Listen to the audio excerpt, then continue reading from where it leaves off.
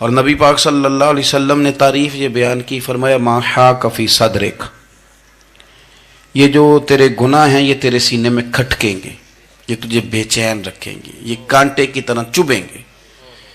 تو جتنے مرضی اچھے کپڑے پہن لے، جتنی مرضی اونچی جگہ بٹھا دیا جائے، اگر تیرے اندر کوئی روگ ہے وہ تجھے سکون سے نہیں جینے دے گا۔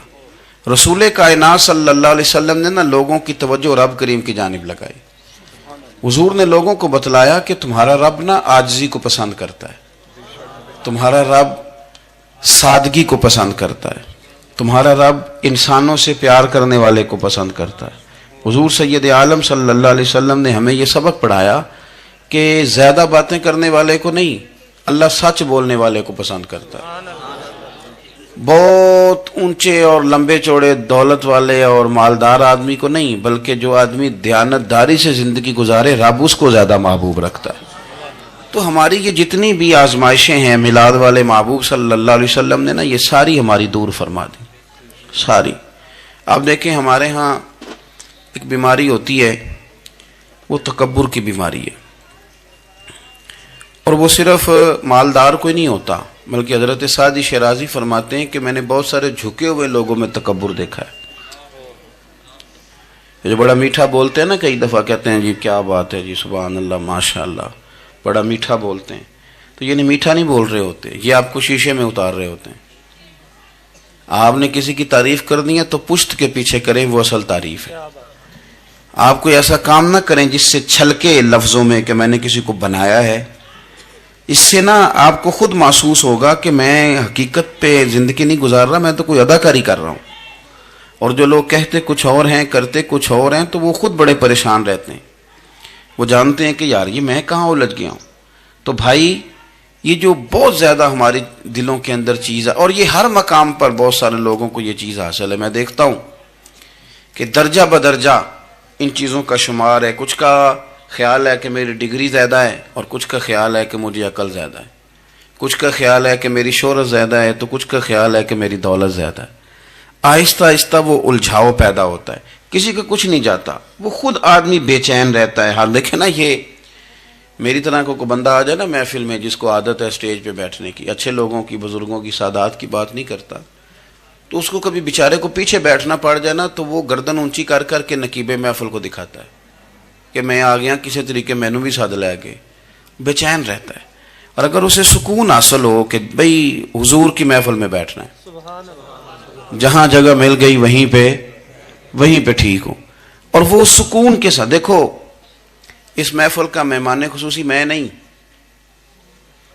حضرت بزرگ تو سرپرستی کاری رہے ہیں، میں نہیں۔ اس محفل کا تو مہمان خصوصی وہ بندہ ہے جس نے محفل سے پہلے یہاں جھاڑو دیا ہے، جس نے یہاں دریاں بچھائی ہیں، جس بیچارے کی فوٹو بھی کوئی نہیں آئی، وہ مہمان خصوصی ہے۔ اور اس محفل کا تو وہ مہمان خصوصی ہے جو چپ کر کے کہیں کونے میں بیٹھا ہے، اس کو کوئی دلچسپی نہیں کہ کوئی مجھے بھی جانے گا، کوئی مجھے بھی پہچانے، اسے تو اتنا پتہ ہے کہ میں اپنے پیارے حبیب کی تعریف سننے کے لیے آیا ہوں۔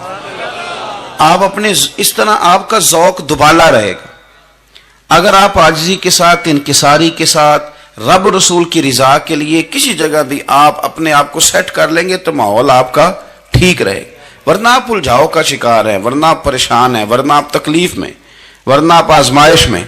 بخاری شریف میں حدیث ہے، قاضی ایاز مالکی رحمۃ اللہ علیہ نے بڑی تفصیل سے لکھی ہے، راوی حضرت انس بن مالک ہیں۔ ایک بندہ بڑی دور سے آیا نبی پاک صلی اللہ علیہ وسلم کی زیارت کے لیے، بڑی دور سے۔ عرب کے جو سردار ہوتے تھے ان کے بڑے ناز نخرے ہوتے تھے، وہ خیر آج بھی ہیں، پروٹوکول کا ماحول آج بھی، یعنی وزیر صاحب کے آگے دو چار گاڑیاں نہ ہوں تو ان کو مزہ ہی نہیں آتا، پولیس والے آگے پیچھے بھاگیں تو حالانکہ ان کو نہیں پتا کہ جو پولیس والے آگے پیچھے بھاگ رہے ہیں نا، یہ حکومت بدلی تو گرفتار کرنے بھی انہوں نے ہی آنا ہے، لیکن وہ بڑا مزہ آتا ہے جب لوگ گاڑی کے پیچھے بھاگتے ہیں۔ کیا بات ہے جناب، بڑی بات۔ اور ہماری طبیعتوں میں پتہ نہیں کون سی، یہ پیسے پھینکنے والے دوست مجھ سے ناراض نہ ہو جائیں، لیکن میں اکثر سوچتا ہوں کہ یار یہ کس طرح کا کام ہے کہ پہلا کھلارنے پھر آپ اکٹھے کرنے، تو آپ کٹھے دے دیں جس کو دینے ہیں، ختم ہو جائے بات۔ یعنی وہ محفل میں نا گپ شپ ہو رہی ہوتی ہے، اکٹھے کرنا لے، پان دینا لے، کس چکر میں پڑ گئے۔ حضور غوث اعظم رضی اللہ تعالیٰ عنہ کی محفل میں شیخ یحییٰ نجار جایا کرتے تھے تو وہ کہتے تھے کہ ہم وہاں گنتے تھے آج کتنے بندوں نے توبہ کی، تو ہم سے گنے نہیں جاتے تھے، اتنے لوگ توبہ کرتے تھے۔ بزرگوں کی محفلوں میں توبہ کرنے والے گنے جاتے تھے، ہماری محفلوں میں پیسے گنے جاتے ہیں اور وہ پرچیاں دی جاتی ہیں۔ ایسا نہ کریں، اس سے گھٹن پیدا ہوتی، اور پھر جو نوٹوں والے ہوتے ہیں وہ فرنٹ سیٹوں پہ آ جاتے ہیں۔ بہت سارے غریب سوچتے ہیں کہ میرے پاس بھی اگر کرارے نوٹ ہوتے تو میں بھی آگے ہوتا۔ تو کم از کم یہ جو میلاد کی محفل ہیں ان میں تو سب کو ایک جیسا رہنے دے، یہاں تو امیر غریب کا فرق نہ ہو، اس کو تو مہربانی کریں۔ تو نبی پاک صلی اللہ علیہ وسلم کی خدمت میں وہ شخص بڑی دور سے آیا، تو عرب کے بادشاہوں کا مزاج تھا، پروٹوکول بڑا چاہتے تھے، ان کا تو یہ طریقہ تھا کہ حکمرانی کرنی ہے جیسے بھی ہو۔ اگر کسی غلام نے دھوپ میں بندھا رہ گیا، اونٹ اور چھاؤں میں نہیں باندھا تو درے مارتے تھے، اور اگر اس نے کھول کے باندھ دیا تو پھر بھی مارتے تھے، کہتے تھے اتنا سیانا ہو گیا تو انہیں پوچھا ہی نہیں، خود بخود ہی باندھ دیا۔ وہ شخص حضور کی بارگاہ میں آیا اور بہت سارے لوگوں کے پاس کیونکہ وہ جاتا تھا اپنے سربراہ کا پیغام لے کے، تو وہ کانپ رہا ہے جب حضور کی بارگاہ میں گیا، ڈر رہا ہے۔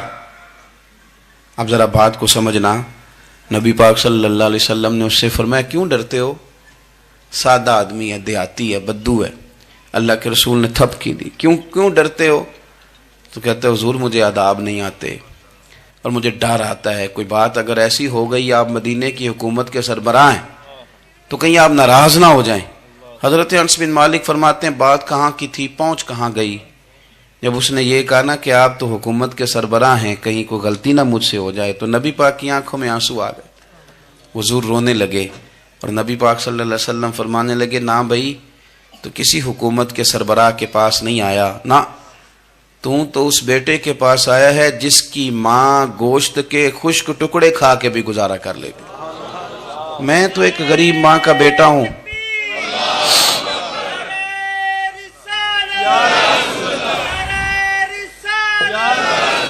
بھائی اگر آپ کا یہ ذوق بن جائے، دیکھو نا آج تو لوگ بھول جاتے ہیں نا، کپڑے بدل لیتے ہیں تو وہ سمجھتے ہیں کہ شاید سارا کچھ ہی بدل گیا، یعنی گاؤں سے آ کر پڑھنے والے بھول ہی گئے ہیں کہ کس کی ماں نے کتنا زیور بیچا تھا۔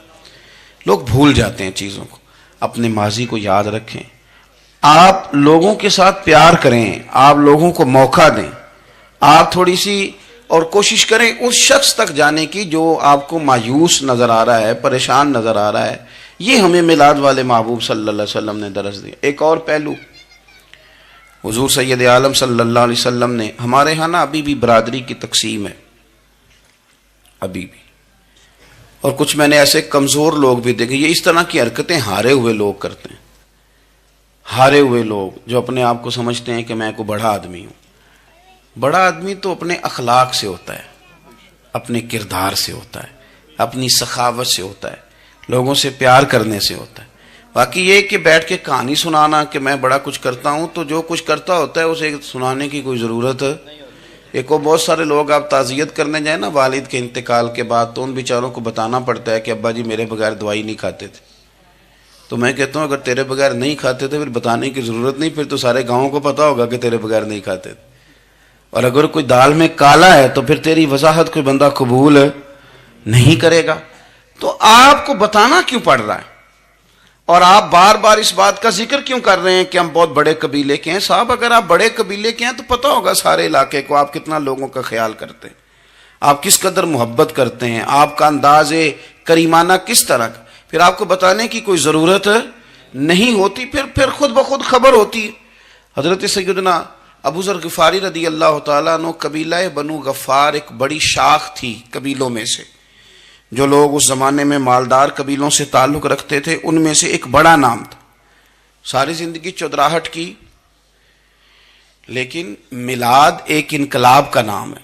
میں میلاد منانے والے دوستوں سے گزارش کرتا ہوں کہ آپ ہر سال میلاد منائیں، اور ہر سال میلاد کے بعد آپ تھوڑے بدل بھی جائیں، یعنی تھوڑے سے بدل جائیں۔ کچھ لوگ کہیں یار یہ داڑھی میں نے نا 12 ربیع الاول والے دن رکھی تھی، یہ میری میلاد والی داڑھی ہے، اور داڑھی رکھیں بھی نبی پاک کی مرضی کی۔ کس کی مرضی کی؟ نہ ناراض ہو جائے جی میں ٹور چلا، بس کس مرضی کی جی؟ اپنی مرضی کے نہیں۔ داڑھی کا وزن کو نہیں ہوتا کہ پوری مٹھی رکھیں گے تو آپ کو کوئی دقت ہوگی، کوئی وزن نہیں۔ پوری رکھیں، جو حضور کا طریقہ مبارکہ ہے جو ہمیں ملتا ہے اس پر آپ توجہ فرمائیں۔